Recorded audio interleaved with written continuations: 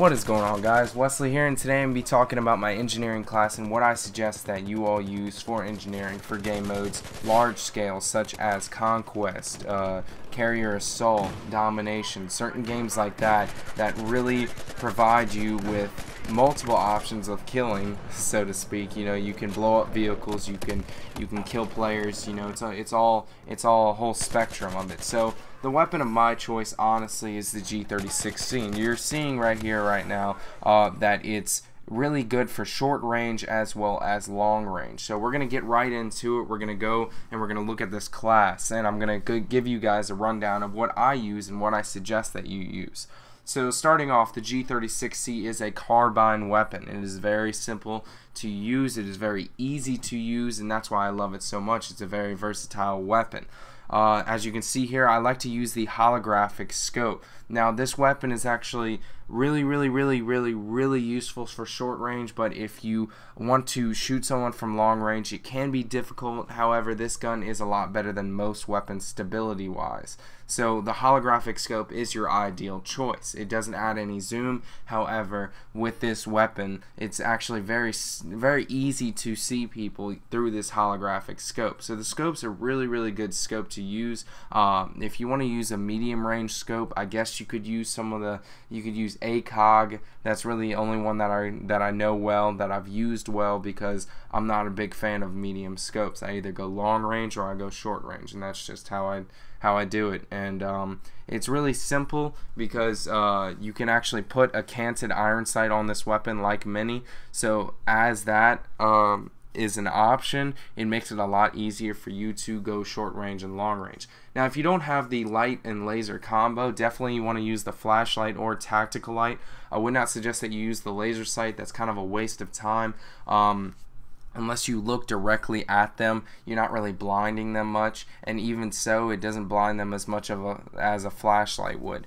The only problem with flashlights is most people do not remember to turn them off. So if you're far away from enemies, make sure that your flashlight's off, and whenever you see your first enemy up close, make sure you press up on that D-pad so that you can turn it back on, because it becomes useless if you're way out. You know, if you're a sniper and you have your flashlight on top of the mountain on Firestorm or something, and you just fucking die, that's because you left your flashlight on. So the heavy barrel is what I like to use. I don't like to use the suppressor. Suppressor's it takes away too much stability. Now, this weapon actually is pretty good with the silencer. However, I would suggest the heavy barrel just to add some, kickback to it, so that you can, walk up to an enemy and you can mow them down instead of, having the silencer and having to empty a full clip. I like to use the angled grip for my grip for the underbarrel. I just unlocked the potato grip. However, I don't know how it is. I don't know how the folding grip is either, but if there's a grip that you can take on and off, then that is, in my opinion, the best grip. So if you use the folding grip and it can do that, then that is the best grip. But in my opinion, right now, the one that I'm using is, perfectly fine. It works fine. My secondary weapon of choice is the 44 Magnum. Now, most people don't like this weapon, or a lot of people don't like this weapon for some reason, because whenever you shoot, there's a huge space in between each shot. You have to wait. However, it has a high damage ratio, so if you run out of ammo, one shot, the enemy's dead.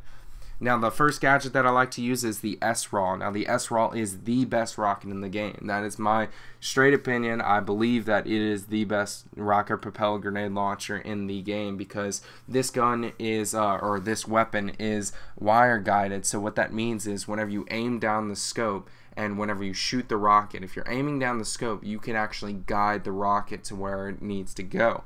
Now, sometimes this doesn't work out. Actually, a lot of times this does not work out, because you need to have it on the object or in front of the object. Let's say if the boat's speeding away, then you need to aim in front of it to hit it. Now, you'll probably have seen some footage just now of me doing just that, and that's what you need to do with this weapon if it's a moving target. However, the good thing about this weapon is you can literally shoot it across the map and get a kill on a player. It's not just for vehicles. You can hit players, and that's what I do all the time, and it's very useful. Repair tool, obviously, that's what I use for my second gadget. I mean, if you're an engineer, in my opinion, unless it's a heavy vehicle map that's close quarters where you can hit vehicles with mines and slams really easily, then use those. However, If it's not, then you definitely want to use repair tool. So the flashbang is what I like to use for grenades. That is the most effective whenever you're in the middle of a huge battle. You know, you chuck a flashbang, stun enemies, get a couple kills, and then get out of there. I like to use defensive for my field upgrade. Field upgrade is actually pretty important. Whenever you unlock it, it actually helps you a lot. How you unlock it is you get some kills, you know, you do something in game, and it gets you that field upgrade. Now you lose it obviously by dying or dying a couple times, so you want to watch out for that. However, defensive is the best because it adds armor to you. I'm not really a big offensive person, you know. A little bit more ammo does nothing for me if I have a bunch of support people around me.